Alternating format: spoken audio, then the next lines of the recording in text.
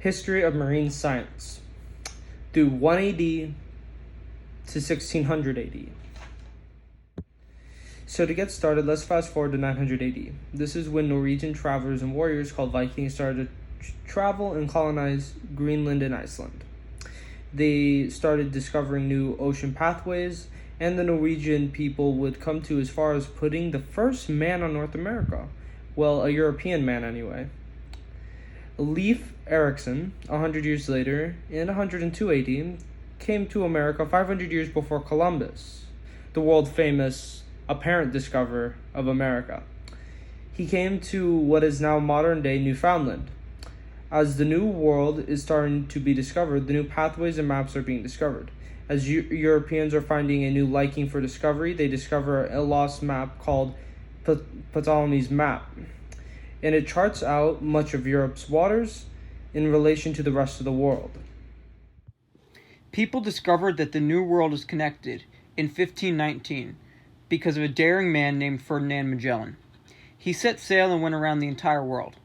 He became the first person to circumnavigate the globe and complete the journey by showing the world that it was connected. It was roughly 60 years later, in 1578, that an English mathematician, Ed William Bourne, made plans for this first submarine. The surface was being discovered fast, and now people wanted to expand their knowledge of below. We went from just discovering our world to connecting the entire world.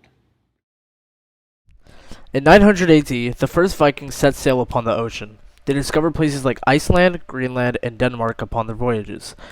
They also reportedly come in contact with many marine animals. However, they kept very low amounts of record of these animals and their encounters with them.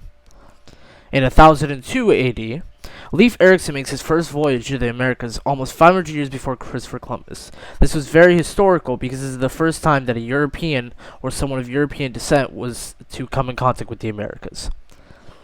In 1405 AD, Chinese competitors began to explore the Pacific Ocean and get a hold of multiple spoil islands around the coast of China and Japan as well.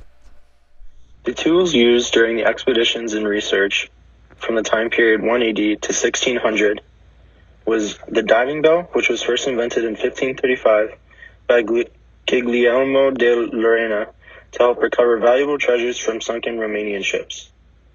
Next was the harbor finding charts, known as portolanios, which had been made in this time period to help with navigation.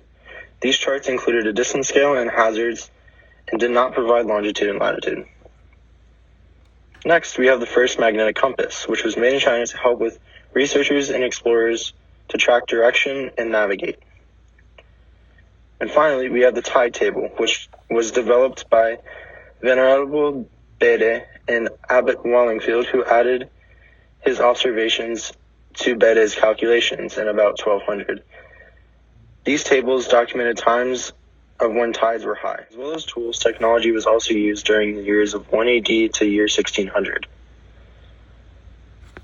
First, there was the design of the first submarine. Although not developed yet, the plans of it were in full effect.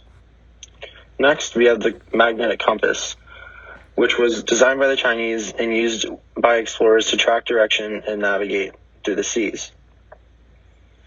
Next, we have Naval Observatory, which was established to teach cartography, astronomy, and navigation by the Prince Henry, the navigator of Portugal. And lastly, we have the diving bell, which was created to help recover valuable treasures from sunken Romanian ships. Some facts about marine exploration are: in 1405, the Chinese began sending out fleets of ships to explore and influence those beyond their land. John Cabot in 1497 set sail to North America, thinking he was making it to Asia. However, he landed on the east coast of North America. He went out to sea again in 1498, but it's unknown whether he made it or not. In 1519, Ferdinand Magellan led a fleet of ships to go around the world, but he himself didn't make it the whole way because he was injured by an arrow from natives on an island. The earliest known plans for a fully functioning submarine were drawn up by a man named William Bourne, but they weren't actually invented till many years later, in the 17th century.